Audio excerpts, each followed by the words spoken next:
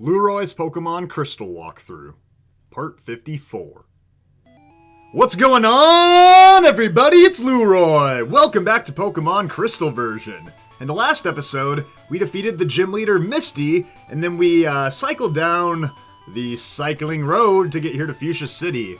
And, yeah, there's still, like, the remainder of this route before we actually get into Fuchsia, so let's go ahead and clean this up really quick, and then we'll get into the city. If you're looking for Pokemon, you have to look in the tall grass. Wow, thanks for the advice. Yeah, did they really think I needed that little tidbit in the after game? Like, I don't know how to catch wild Pokemon, Birdkeeper, Boris, but this dude's got a Doduo. Yeah, I think it's a couple Birdkeepers over here. Yeah, I was always a big fan of Doduo. I just thought it was hilarious that Doduo could learn fly without having wings. Plus, it got Drill Peck, which is, like, an awesome move. Not a lot of great flying-type moves in the first couple of generations, so... actually, for the first, like, 3 generations, there were hardly any good flying-type moves. But yeah, Dodrio here could get Drill Peck, which I was always a big fan of. Yeah, if you didn't go with, like, the Pidgey or Sparrow, Doduo always waiting for you to clean up later on. Right when you get Fly, actually, you can get Doduo. Anyway, we're not playing Red and Blue, we're playing Crystal. One more Doduo. And yeah, Electabuzz doing just fine here, so... yeah, I don't know, what's your guys' favorite flying type from Gen 1? Between Pidgey and Sparrow, I was always more of a Pidgey guy, even though Sparrow is better, but Doduo might be my favorite from Gen 1. And then I really liked Hoot Hoot a lot in Gen 2. Hoot Hoot doesn't get much love. Actually, I think this dude has a Noctowl, speaking of Hoot Hoot. Cycling Road is a quick shortcut to Celadon. Quick shortcut to Celadon, yeah, if you want to bike uphill. Gosh, I don't have the energy for that. I mean, after going down that cycling road and seeing how steep it is, how fast your bike just flies down, why would you want to cycle up that thing? But yeah, this dude does have a Noctowl. Yeah, I think Noctowl is my favorite flying from Gen 2, other than, like, Lugia, I guess. I would put Lugia ahead of Noctowl, but, yeah, I was always a fan. Didn't get a whole lot of love. I almost used it in this walkthrough, though. I feel like I've talked about that before. There we go, we beat Birdkeeper Bob. Not great, Bob. Alright, so that's going to wrap it up for this route here. And, that means we're here in Fuchsia, so, yeah, Fuchsia City. I guess I'll, start down here. Let's go down this trail of marshmallows, and Fuchsia City kind of has a weird layout here. Like, the gym is right up here with the Pokemon Center, but it's, like, cut off from everything else. The gym is the main thing in town here. We're going to get to that in a little bit. It used to be Koga's gym, but since he's in the Elite Four, it's been replaced by his daughter, Janine. I think this house is just empty, nothing doing over here. We got the Pokemon Center. Yeah, this is supposed to be, like, up on a hill or something. So anyways, if you guys go south here, this is where you would normally go to surf down to Cinnabar Island. However, everything's blocked off now, so yeah, the game does a pretty good job of just steering you in a certain direction. If you talk to this guy, he says, sorry, the road is closed for construction. If you want to get to Cinnabar, you better go south from Pallet Town.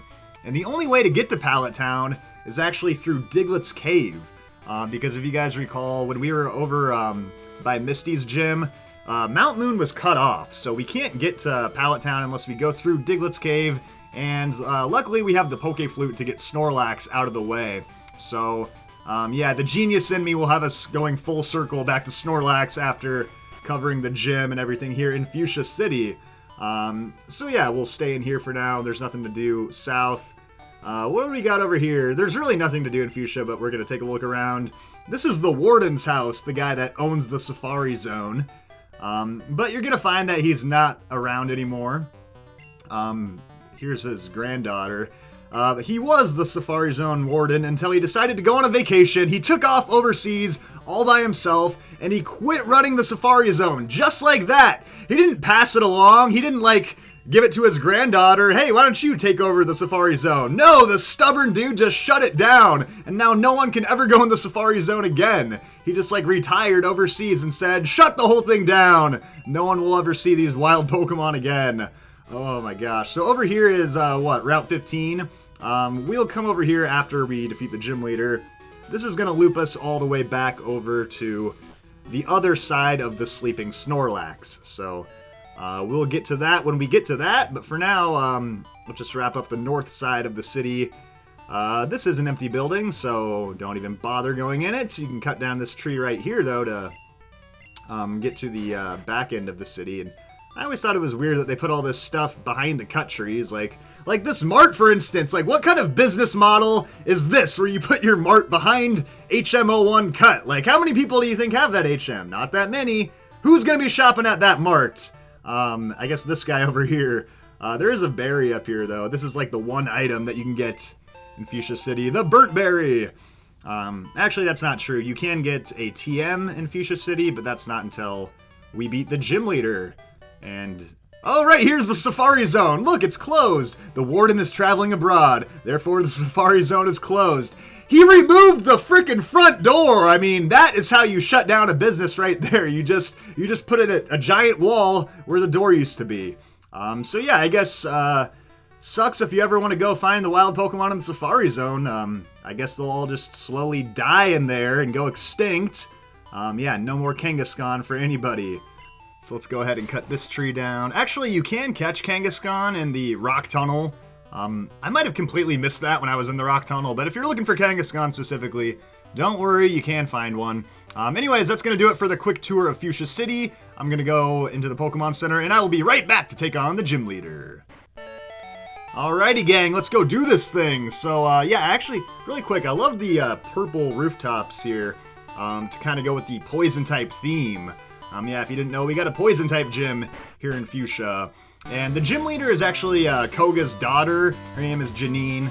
She's carrying on the family tradition of using a crappy team of poison types. So this is actually her right there. We got these stupid invisible walls that aren't actually invisible. You can see them if you look hard enough.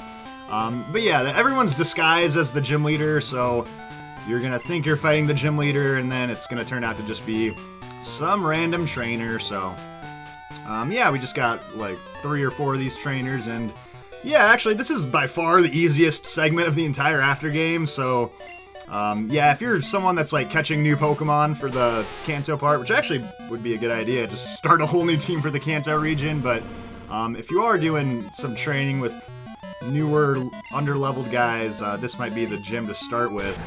I think all of her Pokemon are like in the freaking level 30s, for God's sake. It's pretty dang easy, so yeah, nothing close to like Sabrina and Misty had Pokemon that were close to level 50. Janine is just way behind the 8 ball, so yeah, it's not too bad. So there we go, first trainer down. Yeah, Ursaring's Earthquake should be pretty dominant in here.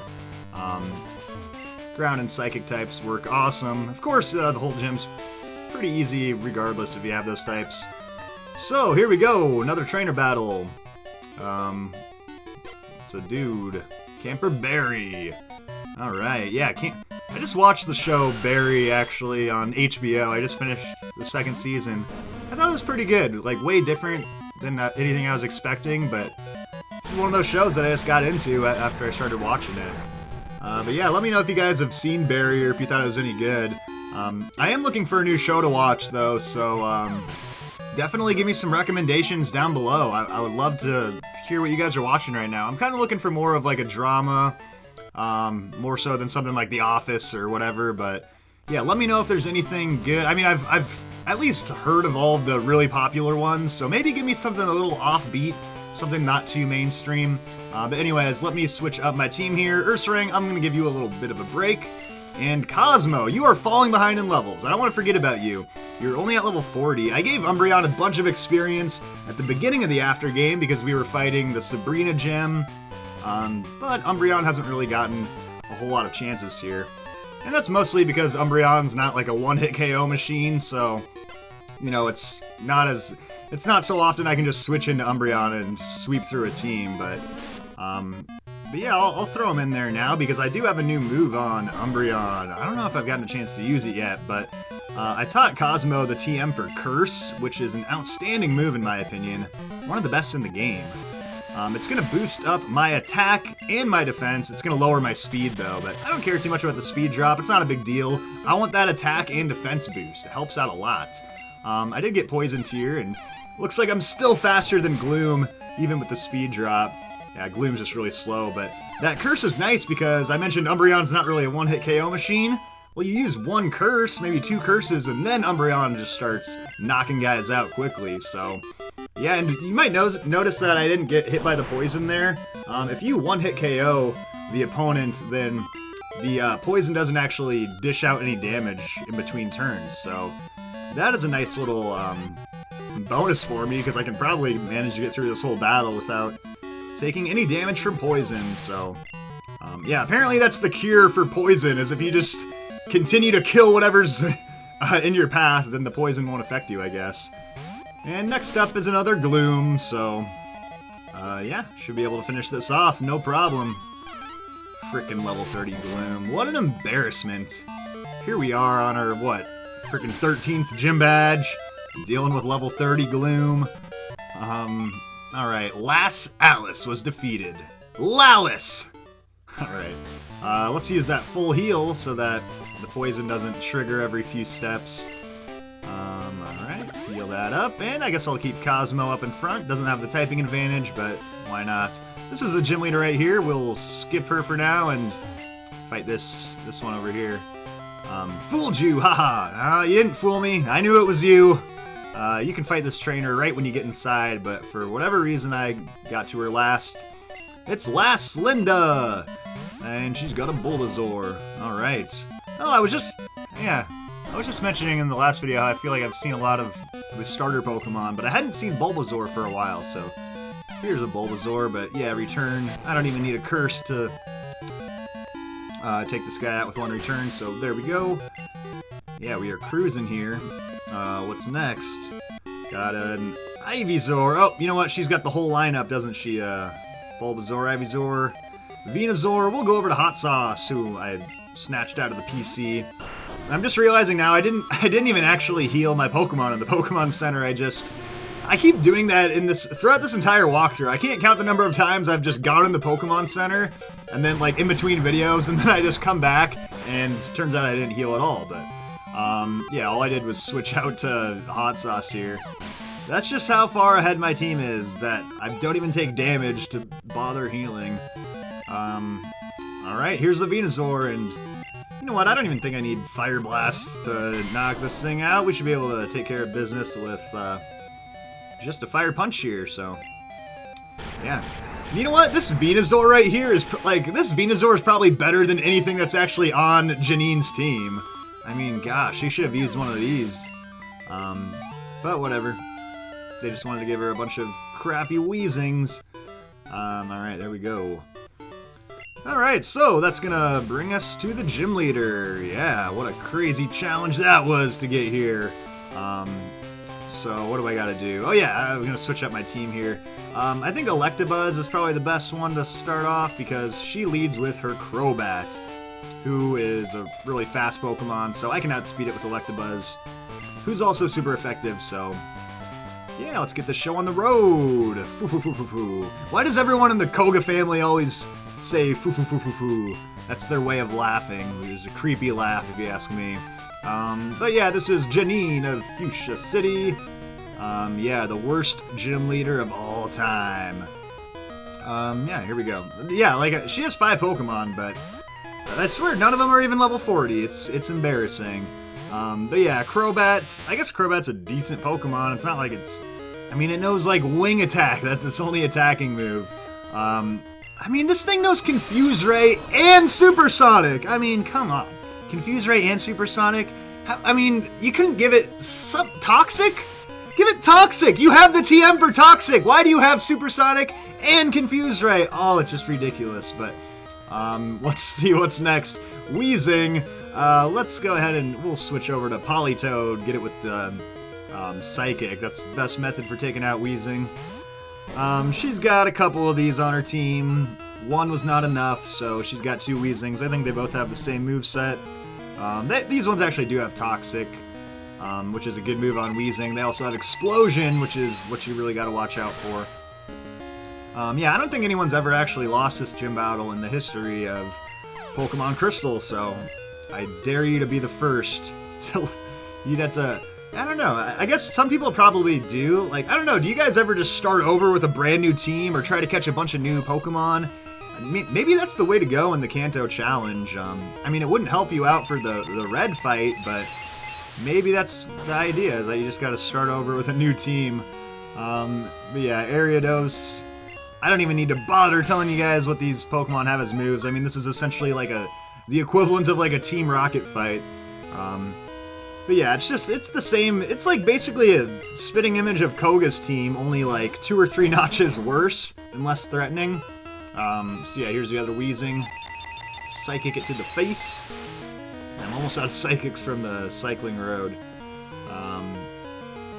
Cool beans, got that one out of the way. What's her last Pokemon? Oh yeah, it's her almighty Venomoth, her highest level Pokemon. I've just never, ever been sold on Venomoth being a decent Pokemon. We'll go over to Hot Sauce. Yeah, Typhlosion. Just to switch it up, whatever. Politoed's been running out here for a while. Already at level 44, so. Yeah, Venomoth, another bug and poison type. This thing knows, like, what? Gust, Psychic, Double Team, Foresight, a bunch of crap, so let's go ahead and use...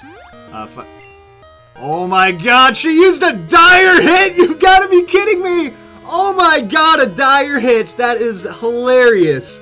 To boost the critical hit ratio of Venomoth. Did you really think that was going to get it done for you? The dire hit would save the day? I mean, even if you get a critical hit on the next turn with your Psychic, it's the same amount of damage as just attacking me twice. Oh my god, that is hilarious. She whipped out the last trick up her sleeve. The last stop, the dire hit. Thought that she... Oh, that is freaking hilarious. She thought she could get me with a dire hit. Alright. Here's Soul Badge. Take it. I love that. Here's Soul Badge. Alright, I got 3,900. Sweet. Lueroi received Soul Badge. Cool, so that's gonna boost up our Poison-type moves by 1/8. And yeah, she's actually like the only person here that gives you a TM. Don't know what that's all about, but hey, we'll take it. TM06 Toxic. I guess it can be useful, more so for competitive play. If you want to get out into the battle tower, that's probably where it will be suited best for you. But yeah, whatever. She's going to admit defeat. We are done here. Yeah, let's get through these. Whatever. What is the point of these walls? It's like you can clearly see them, so do they really think they're tricking me? How bad would your vision have to be to not see those? But here we are, Fuchsia City Pokemon Gym Leader Janine. Winning trainers, Lueroi. How has no one else defeated this Gym Leader? That is my question. So yeah, that's gonna do it, guys. So really there's not much else going on for this video. That's probably gonna wrap things up. The construction is not complete down here, so yeah, it's not like they're waiting for you to get a gym badge. I think this just stays blocked off permanently, so we will focus on this side, and yeah, thank you all for watching, guys. In the next video, we're going to be heading out of Fuchsia City towards the east to loop back over to Diglett's Cave. Thank you all for watching, and I will see you on Friday.